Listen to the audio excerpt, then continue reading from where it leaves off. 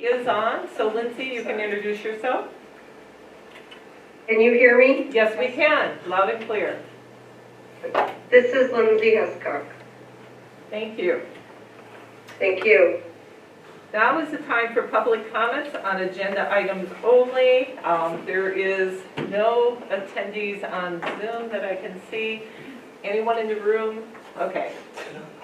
So then moving on to the report of the superintendent.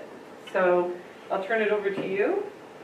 Thank you, and I will in turn Turn it over to Matt.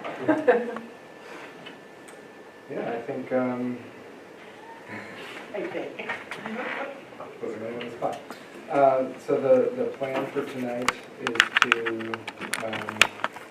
be available to help answer any questions. Pulling up the agenda here to make sure we're in the right order. Now, the first is adopt the fiscal year 25 ACSD budget.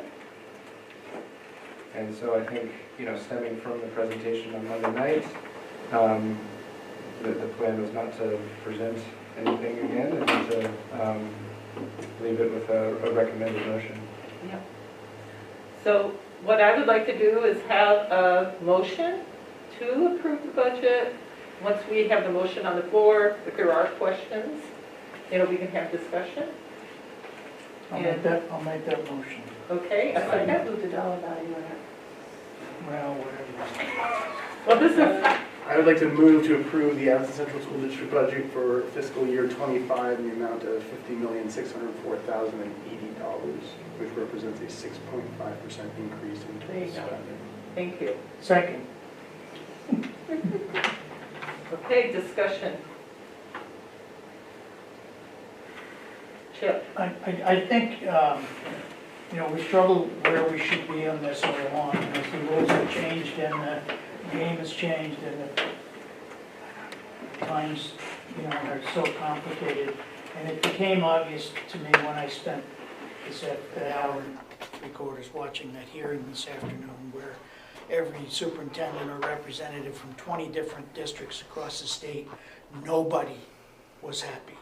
Winooski wasn't happy, Norwich, Vermont wasn't happy, They really aren't happy. Burlington wasn't happy. Everybody was in the same unsettled position. Some of them much more unsettled than others, obviously, because they just don't know how to get out from under this huge change, which they have nothing to do with, and they or us or any of us that are making those decisions. And it became pretty, if anything came out of that hearing and all those testimonies, was that there's no perfect place to be in this trying to figure it out. We don't know what's coming down the road. We just have to do what we think is best. And from some of those districts which had put in capital monies because they absolutely needed it, like everybody does, you sympathize with them. And then there were the others that are just so far over trying to get to that 10% that there was no way that they could do it. And how did they explain that to the public? And, a Slate Valley representative was talking about how their budgets almost always either go down or get revoted, and it's always by tiny amounts that get voted. So, what do we say? How do we say it? So I came down after that feeling we had processed this enough. Yes, we had some questions about, I don't think we had any questions about being over whatever it is that keeps the cap, however good or bad that is. But we certainly didn't have any, we had some maybe positions of maybe being a little bit lower. But I think we're fine where we are. We can document very well what we have done. And as Tim said the other day, whatever scrutiny the state either in retrospect decides to put on us or that we fall under, we should be able to defend this budget to the state very well. It's all a matter of how the public goes, envisions all of these changes, and it's impossible to describe. It is. Mm-hmm.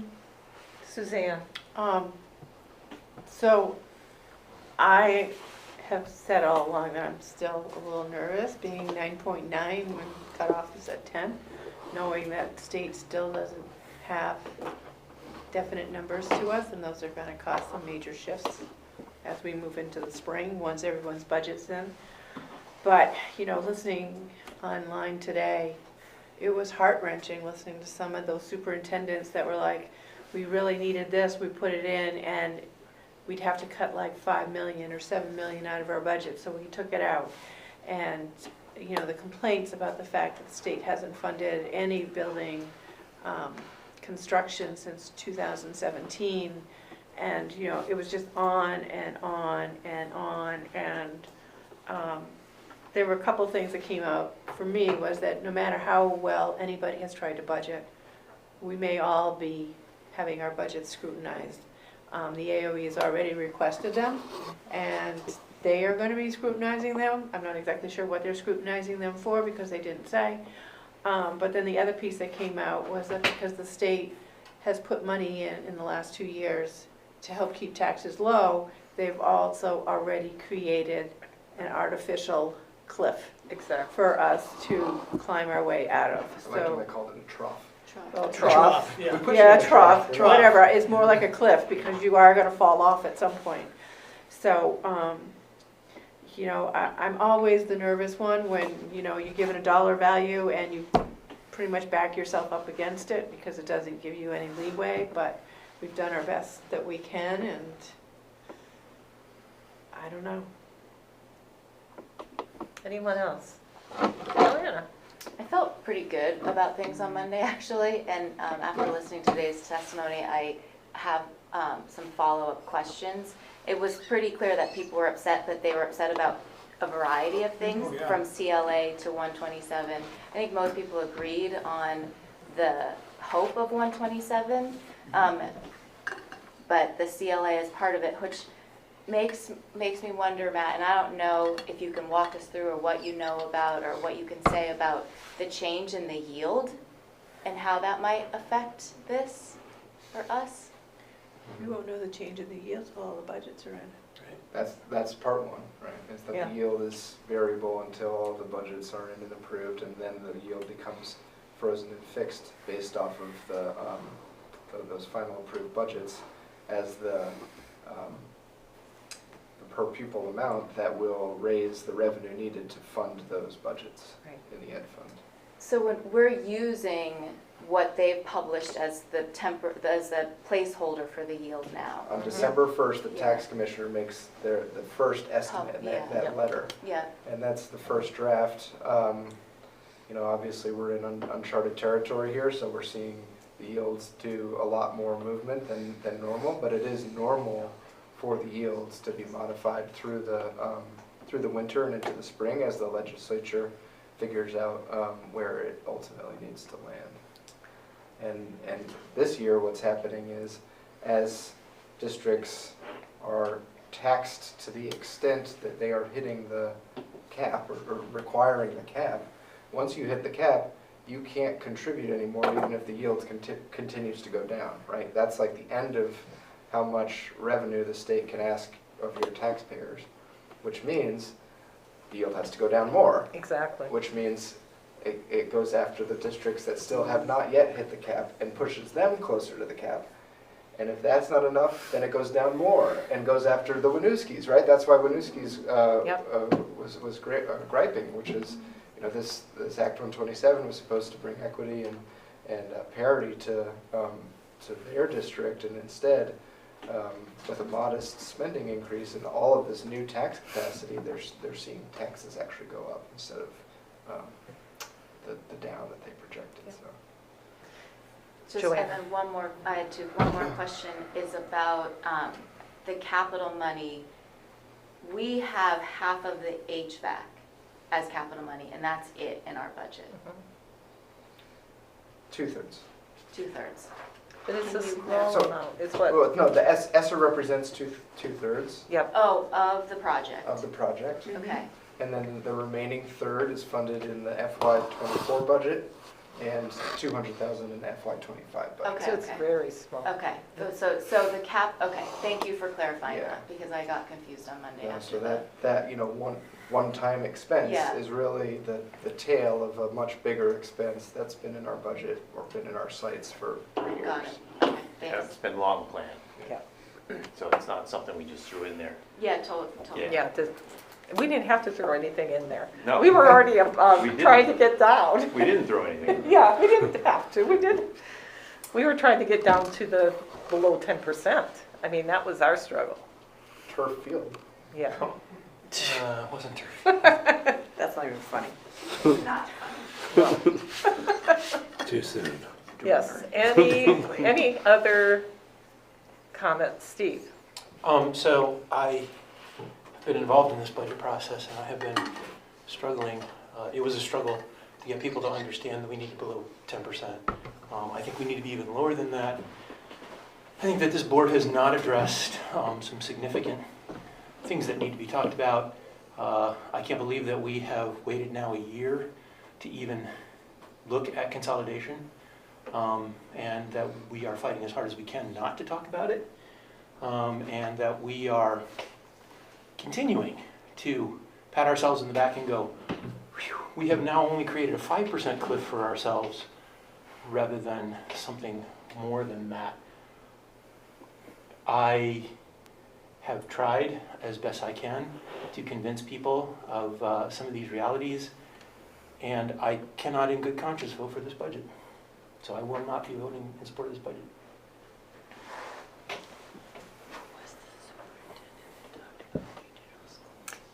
So, I'd like to, kind of respond a little bit to that.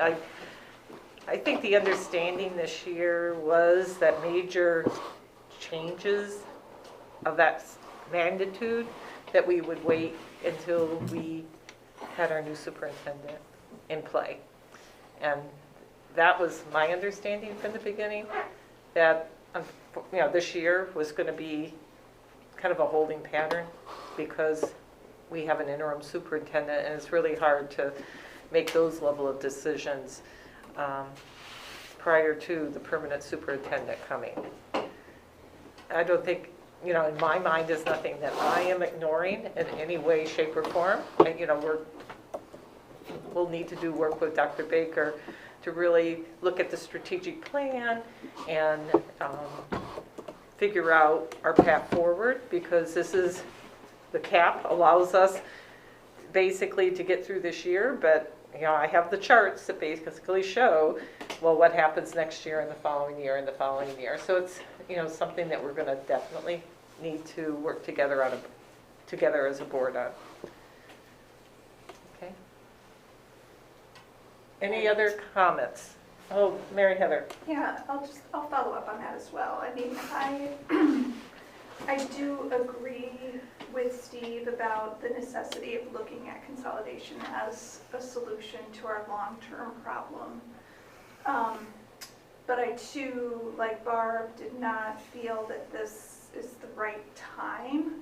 I did kind of agree that, what we want is some kind of stability and frankly, the kind of change that this would introduce, along with bringing in a new leader.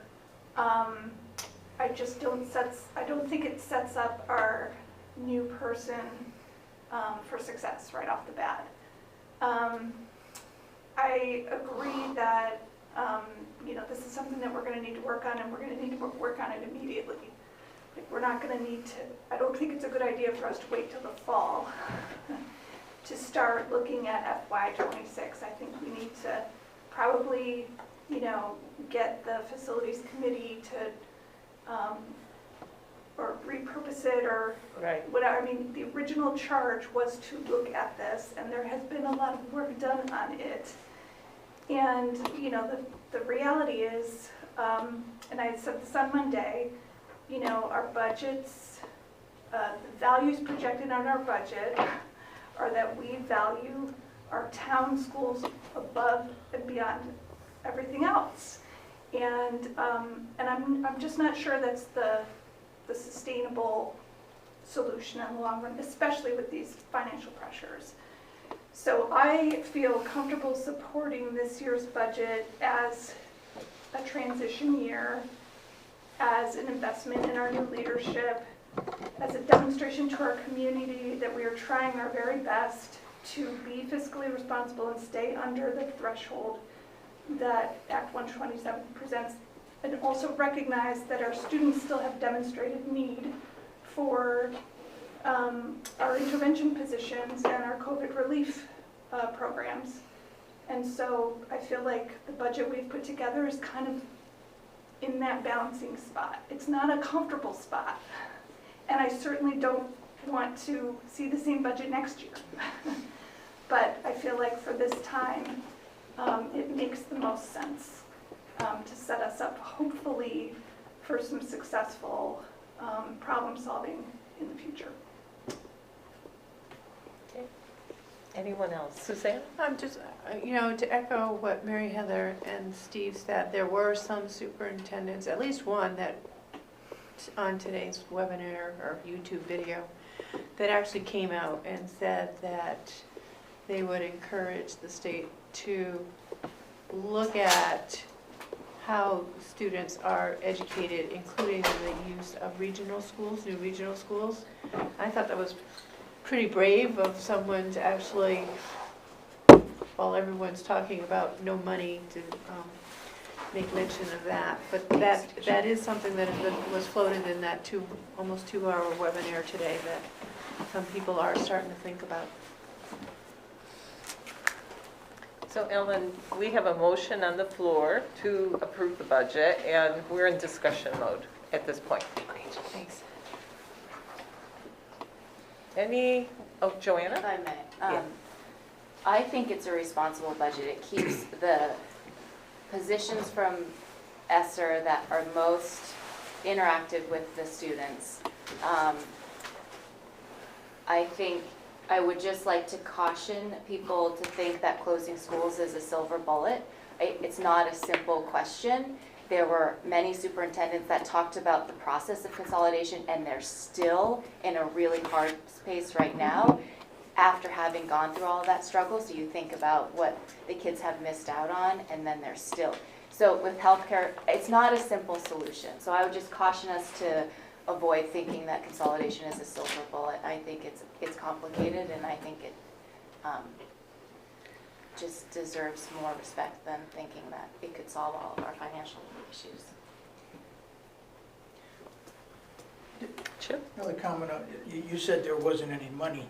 I think most districts feel that they have the money not to do everything that they want to do, because education always wants more money. Right. The problem is, to stay in the same place is going to tax the community way higher than what that really means. Right. And so there's not a direct line between what they're being taxed and what they need. what they need and what they have. So, I think that's the hard part of this. I mean, you have the CLA obviously is a huge problem across the state, everywhere. Across the U.S., actually. Well, but at least only here, here because it's utilized to base one of those things that goes into how we set the tax rates Right. in the individual town. So it's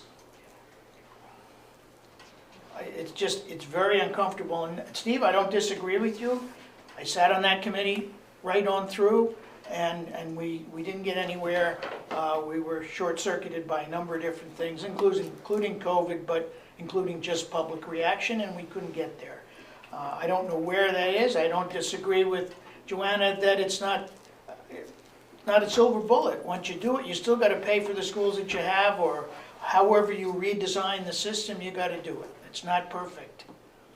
But I think we have to put everything on the table at some point in order to look down the road. And I just think, your point about being so close to the 9.9, there's 1,000 things that could make that move either direction. Oh, yeah. And so for us to shortchange ourselves, I don't know. And to Steve's point, again, to vote for a lower budget symbolically, which is really what you're doing, okay? If you do that, or not vote for the budget because it's not low enough, doesn't make any sense to me at that point. So that's why I'm sort of stuck with where we're at. Matt's put a lot of time into looking at it. He's talked to a lot of people, which also came out today, and that all the stuff we've heard indirectly certainly is the case across the state. Maybe not as much as I thought in some of those Chittenden County towns, like Colchester.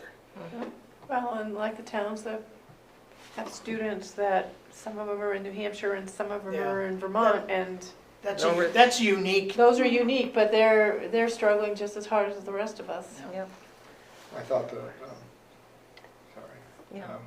the point about raising taxation to the point where it impacts people's ability to live here and, having the effect that could have on driving enrollment down was a very interesting argument. It's totally true.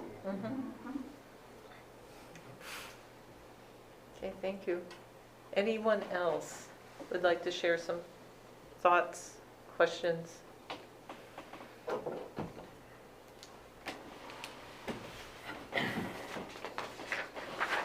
Are we ready for the questions? So let me bring up so I can read the dollar amount that Jason so well did. So basically, what we are voting, the motion on the floor is to adopt the fiscal year 25 ACSD budget for the amount of $50 million, why do I do that? $50,604,080, which represents an 8.5% 6.5.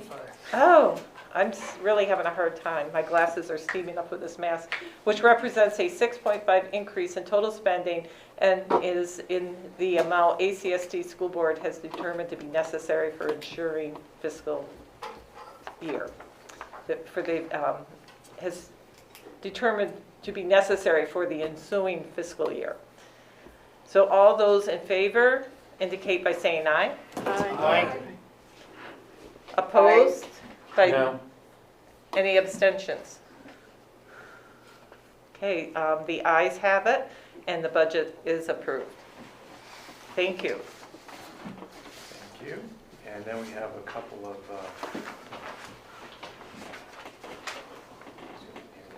we have a couple of warnings to go through. And could you be able to make me, allow me to share my screen?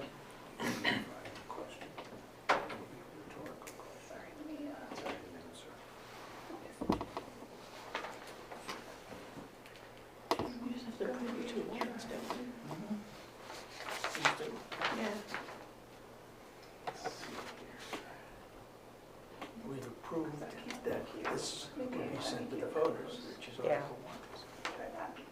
I think we already approved this. Yes, we did. We did that Monday night.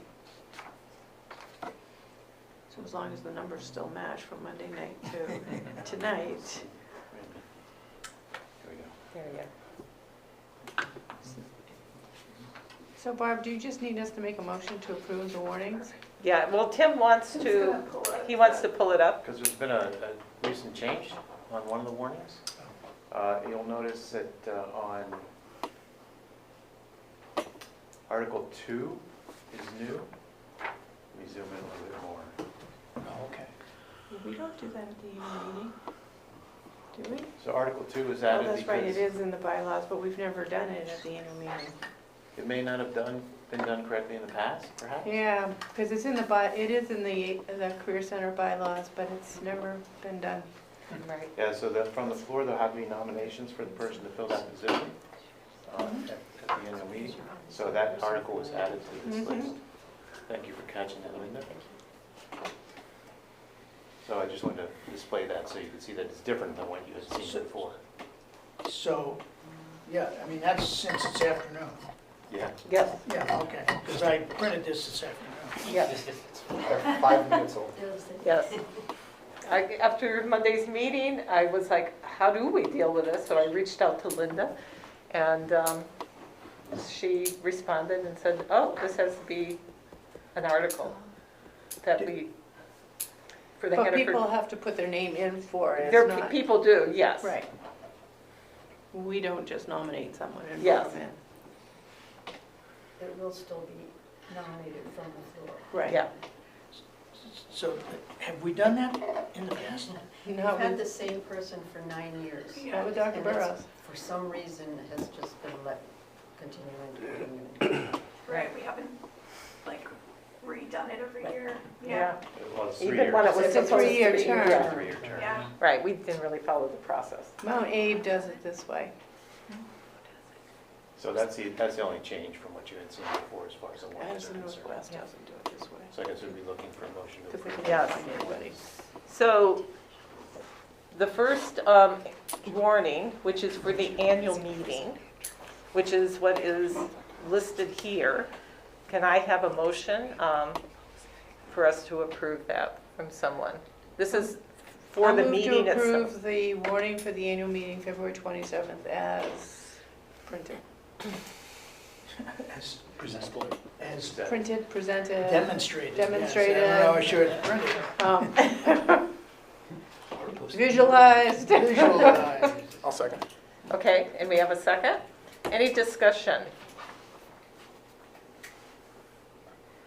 Okay, so all those in favor of approving the warning for the annual meeting on the 27th, please indicate by saying aye. Aye. Any opposed? Any abstentions? Okay, that warning has been approved. Great. Now moving on to the next one. This warning hasn't changed at all since you've seen it before. So we ask for a motion to approve that Yeah. warning. So can someone give me a motion to approve the second warning, which is basically what's going to be going on the ballot? The Australian ballot. Suzanne? I'll move to approve the warning for March 5th for the Australian ballot. Do I have a second? Second. Okay, Ellen, great. Any discussion? All right, all those in favor of approving the warning for the annual meeting, March 7th, 2023, which March is the... 7th, March 5th. March 5th. Oh, I was looking at the minutes. I'm losing it today. March 2024. Please indicate by saying aye. Aye. Aye. Any opposed? Any abstentions? The warning has been approved. I was a little too far ahead, sorry, I was looking at the minutes. Okay, so the warnings have been approved. And next on our agenda is, under report of the board, is a budget communication plan that Mary Heather would like to present to us and talk to us about. Well, it's actually not anything formal. Sorry, I just need to grab my computer.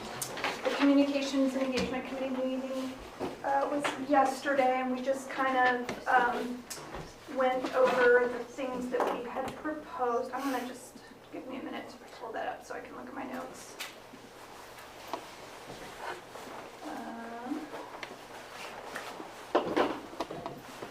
Okay, sorry. So we had talked about the outreach efforts that included creating, and some of this I mentioned at Monday's meeting, so it's just a quick recap, creating a budget page on our website that will be sort of the receptacle for all of our voter education materials, including the budget book. I've talked to Will about trying to create budget presentation excerpts from our meetings that we can post on there. A FAQ document that the Finance Committee just sent over to our committee to work on, and sort of a fact sheet, and any other, kind of education materials from VSBA or other districts about Act 127 that would be helpful for voters to understand. The other thing we're doing is we're going to be sending out our winter update for the board, talking about our last quarter's amount of work, but that will include some information about the budget, including this link to the website, a link to a Google form to solicit voter questions to us that we can then work work to address either in the FAQ document or in a virtual question and answer session that we'll host. Let's see what else. And then we had talked about scheduling time with MCTV to do kind of interviews and have those recorded and posted on our website, which would basically be converting the FAQ documents into something more of an audio-visual experience for voters so that they don't have to like read through. So it's just another way to get all that out. We've talked about putting something in the Addison Independent and on Front Porch Forum. Barb was present at our meeting yesterday, and we talked about probably the easiest, most cost-effective thing to do would be for her to perhaps take her chair statement from the budget book and change it a little bit just to include information about the budget website and all the information, where folks can go for that information, and perhaps put that like as an op-ed or something. And then also shoot that out on Front Porch Forum. We did decide to schedule a virtual, we're working to schedule the virtual sort of question and answer session. We have penciled in Thursday, February 15th, I believe that is a Thursday, right? Yes, it is. 7 o'clock. And the idea would be to have a very brief, like broad, quick overview of budget and then open it up for questions. And if folks don't have questions, we can use the question and answer FAQ stuff to kind of get things kicked off. And again, any of the questions that folks have submitted on the Google form, those can be used as well. And then we would record that and also post that on our budget website. And then finally, the other thing we had talked about was taking advantage of some of the already scheduled school activities that are happening in February.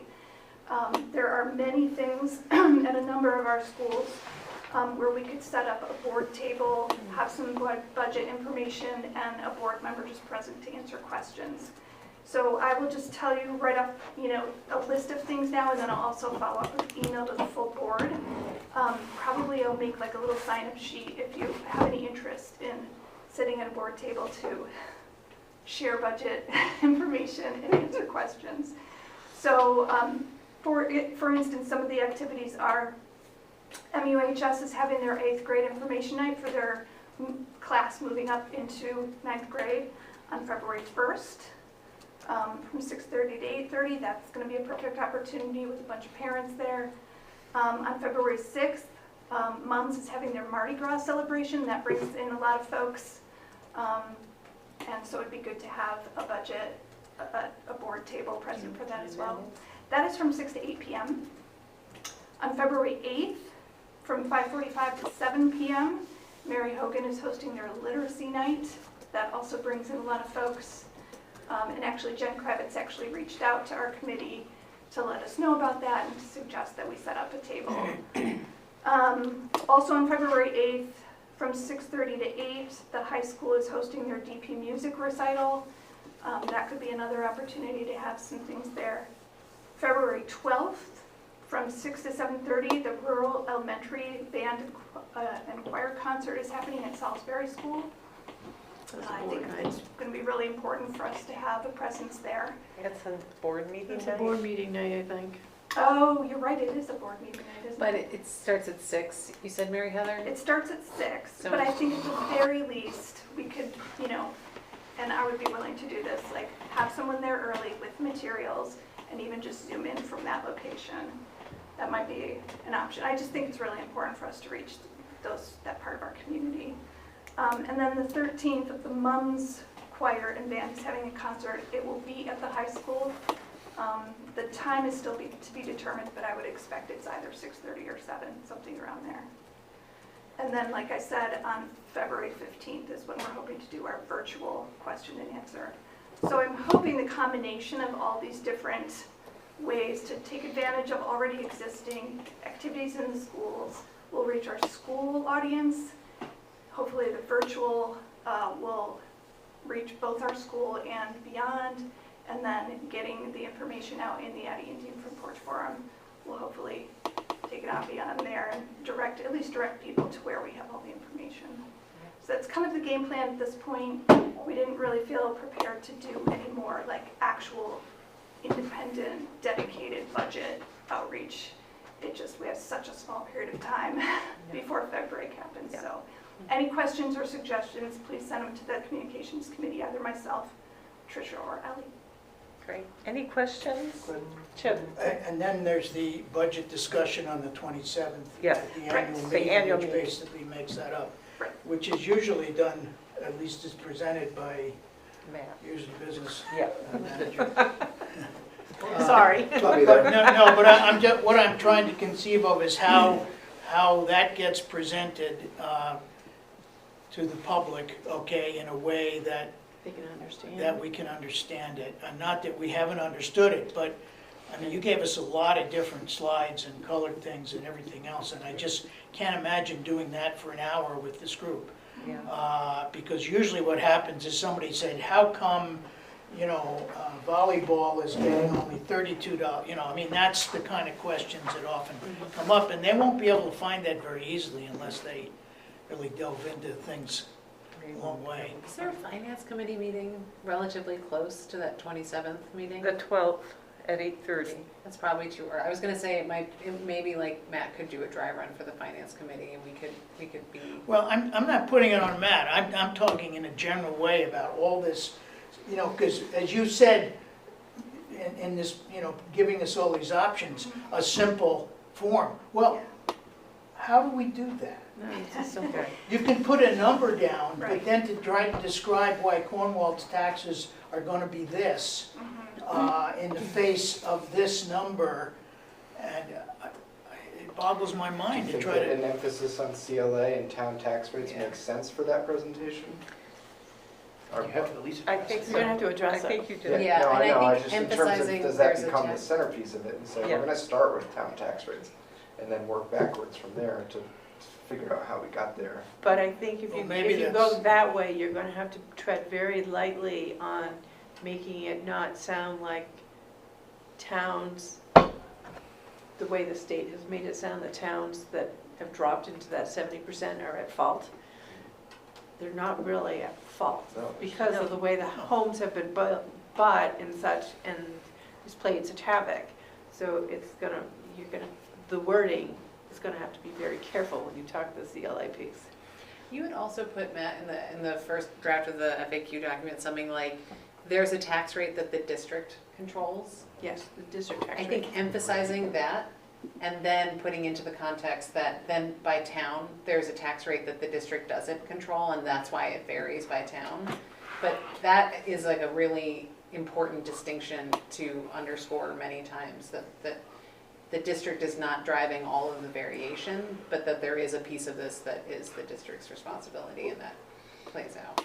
Yes, Chip. One of the things that came up in the hearing was that no one was happy with the CLAs. Right. Not a soul in any part of the state, because it's driving everybody's taxes up, even those places that may not have seen quite the highest change as others. It is affecting everybody. So I think that's an important part of at least the 27th, because that's a televised meeting. Yes. Okay. Yes, Steve, Yeah, and then Joanne. Joanna. No, you're first, Steve. I completely agree with Ellen because that presentation is not, I think it's less about, here's what your taxes are gonna be. It's like, this is the part of your taxes that we're talking about, and we're only responsible for this 5%. The rest of this is beyond our control, and we don't, I worry that it seems like we're taking responsibility for the CLA. And saying, Yeah. and when we have to not do that, we have to say, this is really complicated, we control this piece, and that's what we're here to talk about, is this piece. If you want to talk about taxes, and your tax rate, what your town's gonna be, and CLA, here's how we think it's gonna affect it. This is not that discussion. This is just about the school funding. So, I get it, I think everybody in this room gets it, that it's gonna be a huge tax burden, but you have to reconcile yourself with the fact that we're only going to be responsible for 5% of that. And it is an increase. It is an increase which is not, it's kind of like a fait accompli that we're always gonna have this 5% now, and that's not what the taxpayers are used to hearing.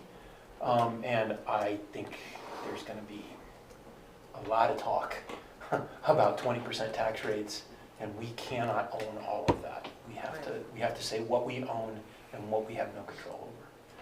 And that's beyond, we don't have any control about the tax, about the healthcare spending, and all the things that we had to accommodate in our budget. But we're already taking responsibility for that with the 5%.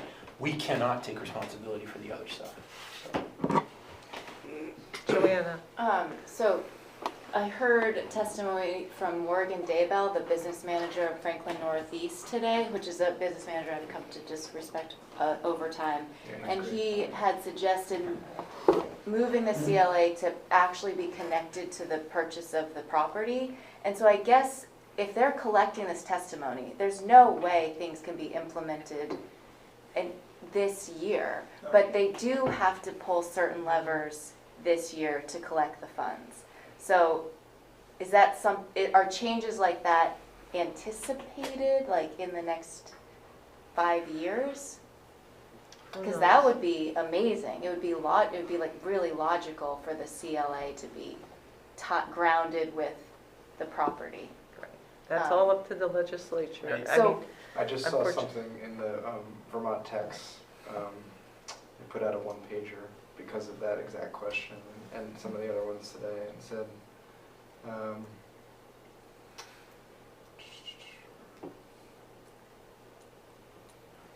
if the CLA was applied to people's property values, they would have a different taxable value for municipal taxes and education taxes, which would be confusing. The state would need to respond to tens of thousands of appeals each year. So it sounds like that might be one of the hurdles that the state's identified. Yeah. As far as, is that a path forward? Hard to say, I mean, it's clearly we don't have a system that's working great, so. Right. No, you don't have enough really good appraisers. So our focus is getting education out to our district voters about this budget, and we are also going to be responding to unknowns that are gonna come into play. So we sort of have to take it one step at a time. Right. And we can't own it, as Steve said, and there's going to be things we can't answer.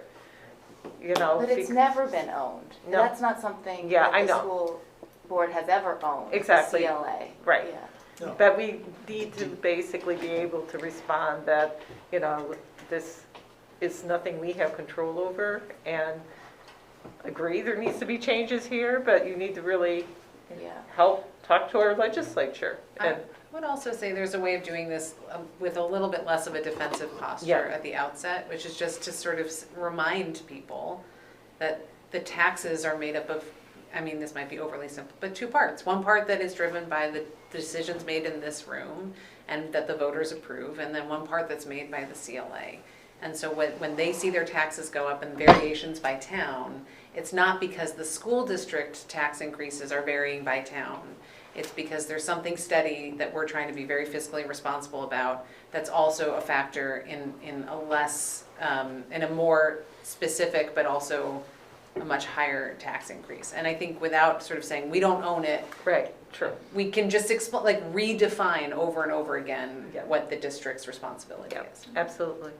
I also think that during that introduction to, where district control lies in the town tax rate, it's important to always have the caveat that 60 to 70% of Vermonters have an income subsidized, income sensitive tax credit applied to the property taxes, and so when we're looking at this base rate for town tax rates, it's always a safe bet that the people who are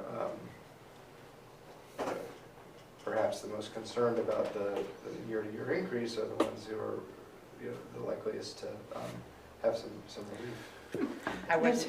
You have to be careful. And there's with two Yeah. errors with that thinking. One is that, yes, the state kindly gives them help towards their taxes, but then that becomes income on their tax return the following year, which they have no money to pay for. So that's a never-ending cycle. The other thing is, from what I've heard, is in 127, that they did not include enough money in that income sensitivity to account for these huge tax increases.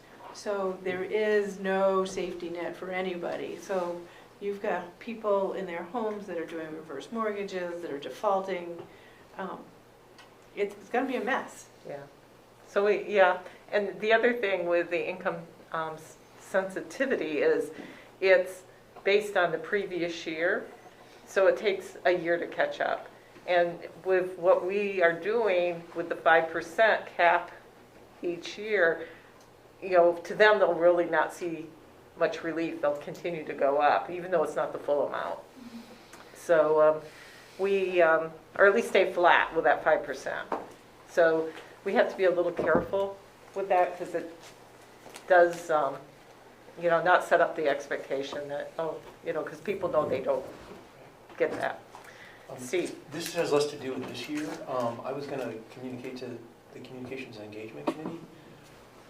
This happens every year, and even though we don't have the numbers, perhaps there could be some sort of, we know what nights we wanna hit, so that you guys have less work to do next year. Because this is gonna come again next year. And what is that gonna look like? Can we have some structure in place so that you guys aren't running around here, going, oh, now we gotta do this, and now we gotta do that. You understand what I mean? Like a plan to follow. Like a plan to follow, like a set of procedures, like following our calendar. Right. So, Yeah, Yeah, absolutely. I think that makes sense. The challenge, of course, is that we don't have the information, the tangible information until the very last minute. So Right. it's still hard to deploy Yeah.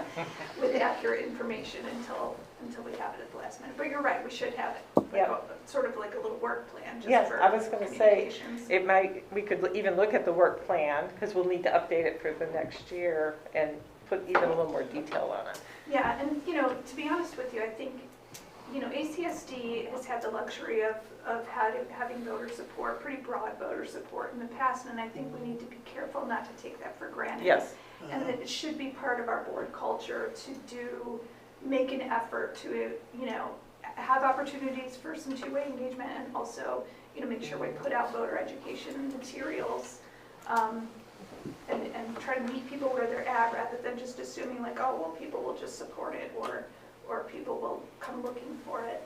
I think we need to kind of change that mentality. yep. Okay, anything else? Any other questions for Mary Heather? Yes. Just relative to the sign, are you gonna send that out to us somehow? Yeah, I'll do it kind of like I did for, in the fall when we had open houses. Okay, I'll just have a little table that's like a Google yeah, okay. Doc, and then you can sign up. If you have interest and are available, that'd be great. Yep. Anything else? And I can put together the fancy little Yeah.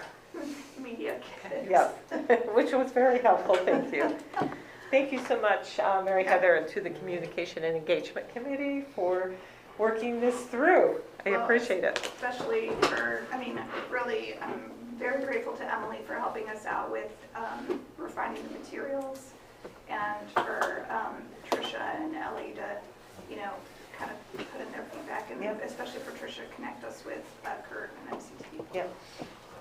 Excellent, thank you so much. So next on the agenda is our time for public comment on any topic. And so I see that we do have a couple folks that are online. So if, in fact, you would like to make a public comment, if you could raise your Zoom hand, that would be awesome. Okay, and in the room. Okay, no public comment on any topic tonight. Okay, so, Motion to adjourn. okay, that was quick. Second. So we are adjourned.